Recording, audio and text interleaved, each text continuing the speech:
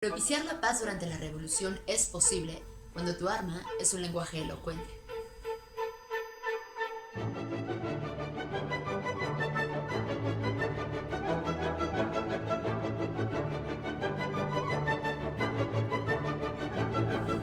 Los años 60 fueron el inicio de una revolución cultural.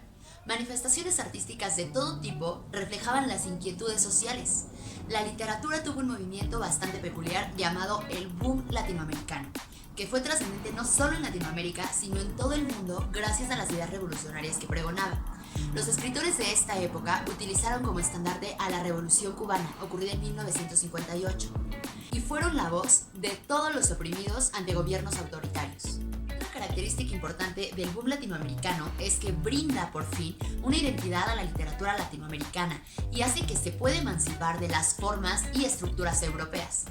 Algunos autores de esta corriente son Julio Cortázar, Mario Vargas Llosa y Gabriel García Márquez. Para el caso específico de México destacan Juan Rulfo, Elena Garro y Carlos Fuentes. Es precisamente de este último de quien estaremos hablando. De manera paralela, Carlos Fuentes pertenece a la corriente del realismo mágico.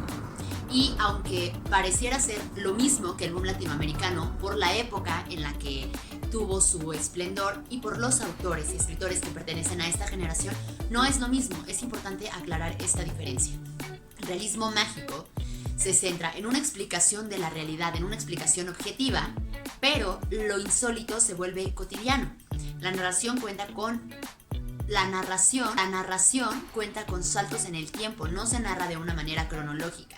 Yo quería explicar un poco el contexto histórico y las corrientes literarias porque las considero necesarias para entender esta bella obra.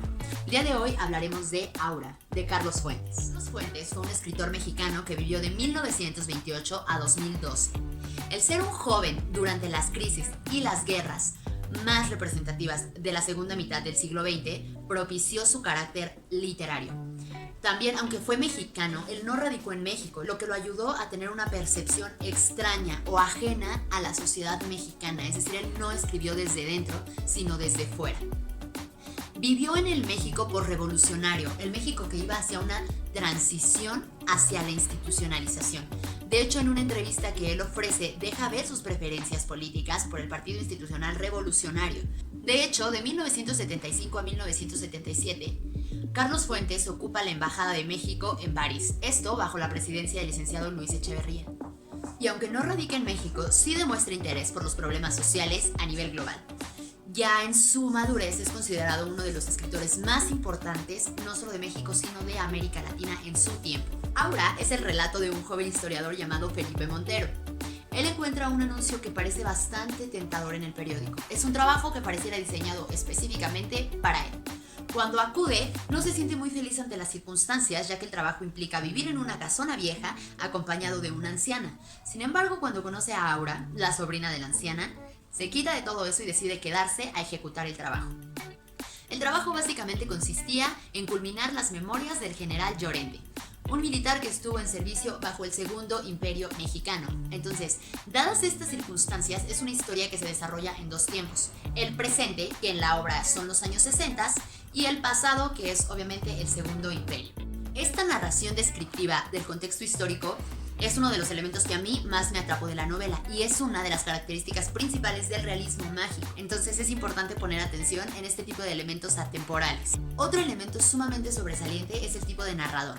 Esta obra está escrita en segunda persona, o sea, cuando abres el libro, de inmediato quedas inmerso en la obra porque te habla a ti, es como si estuvieras en la mente del autor, es como si tú llegaras y el que está pensando, el que se enamora de Aura, el que tiene todo este revoltijo en la cabeza eres tú.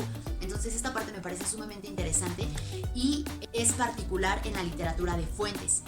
En esta entrevista que les cuento, que les voy a dejar el link acá abajo por cierto, él habla de que esta es una imitación del expresionismo, ¿no? Inventado por lo menos aquí, por Velázquez. Les quiero compartir un fragmento para que entiendan más o menos de lo que hablo cuando digo que te sientes parte de la historia. Te pones la camisa, pasas un papel sobre las puntas de tus zapatos negros y escuchas. Esta vez, el aviso de la campana que parece recorrer los pasillos de la casa y acercarse a tu puerta. Te asomas por el corredor.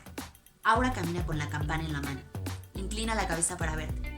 te dice que el desayuno está listo. Como vemos, es una descripción detallada de cada elemento y eso propicia que tú sientas como que estás en el lugar. De manera superficial, Aura es una historia de amor pasional y amor carnal. Sin embargo, a mayor profundidad, esto cambia y es un amor más de almas, un amor que trasciende el tiempo. Es una historia corta y todos los hechos ocurren muy rápido, entonces esto propicia que te claves y que leas la novela en una sola tarde. Como es característica de las novelas del realismo mágico, Aura tiene un final inesperado y desconcertante. Elementos como la trama romántica, fantasmal y en la descripción del contexto histórico hacen de esta una de las novelas más importantes del boom latinoamericano. Quiero traer a colación nuevamente la entrevista de la que les he hablado porque en esta menciona que Aura fue escrita a la par de la muerte de Artemio Cruz, o más bien como un respiro de la muerte de Artemio Cruz, y que son novelas hermanas. O sea, los significados van muy de la mano, son alegorías de la vida, de la muerte, y pues me parece importante sacarlo a colación porque si ya leíste La muerte de Artemio Cruz va a ser muy fácil que entiendas Aura y el significado de los personajes. Te recomiendo mucho que leas Aura por 3 razones. La primera es que es una de las obras más importantes del boom latinoamericano. La segunda es que su temática pasional fantasmal van a hacer que no la quieras soltar hasta que entiendas el final. Y la tercera es que el estilo narrativo van a hacer que te sientas parte de la obra. Además es un libro de 60 páginas y considero que en una extensión bastante corta se habla muchísimo de la época y te da un entendimiento muy grande acerca de la época y de la corriente literaria. Yo te agradezco muchísimo que hayas llegado hasta aquí y no te olvides suscribirte para recibir más contenido. Voy a estar subiendo obras de autores pertenecientes al boom latinoamericano por si te interesa el tema. Mi nombre es Jimena Burgo y esto fue El Faro del Tiempo. Hasta la próxima.